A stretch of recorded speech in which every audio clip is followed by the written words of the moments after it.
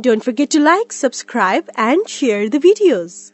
Hello all, welcome to Ganesh IAS Academy. This is a special session. In this session, we are going to discuss about the previous year economic questions. Okay, so this session is purely focused on how to clear the upcoming prelims exam with the basic understanding and the certain elimination strategy. All these things will be discussed here.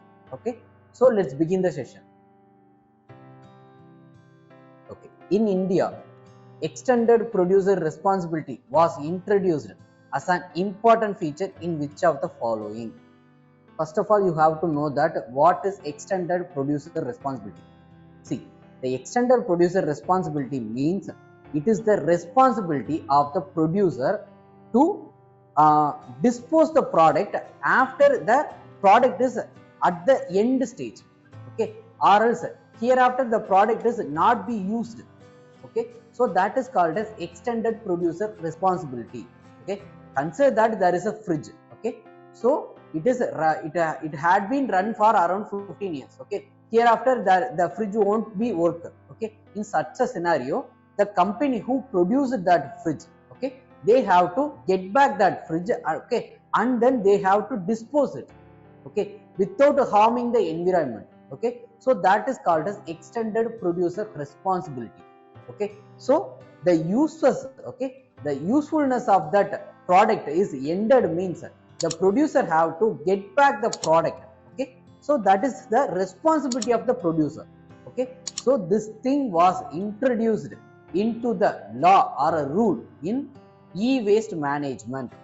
Okay, because there is a huge dumping of the e-waste in the environment. Okay, that creates the many harmful gases or heavy metals. Okay, so these heavy metals and the harmful gases are getting into the water, groundwater, okay, in the air, okay, and also it is harming the people who are in the vulnerable stage.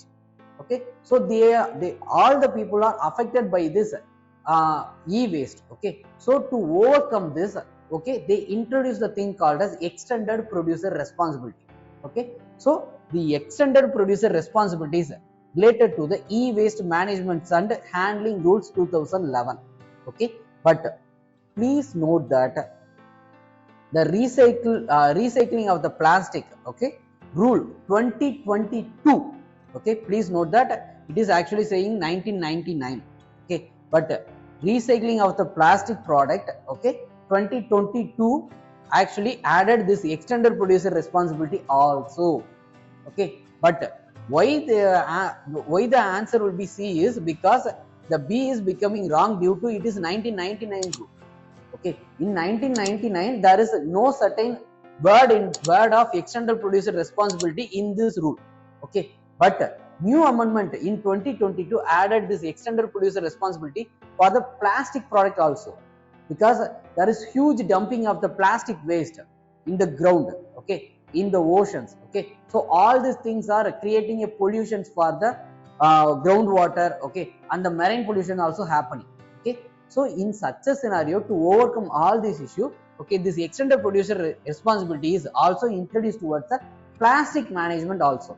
Okay, but why this B is becoming wrong means it is saying that it is 1999 rule. No, it is actually 2022 rule. Okay, why that the B is wrong, the C is right. Okay, so you have to know that sometimes when the question is come means, okay, please also focus on the time period of the rule. Okay, in which time period they are speaking. Okay, so by the amendment of 2022 means both the statements are right. Okay, so you have to sometimes you have to focus on that time period also. Okay, there may be certain trick also there. Okay, the UPSC may create a trap in that thing also.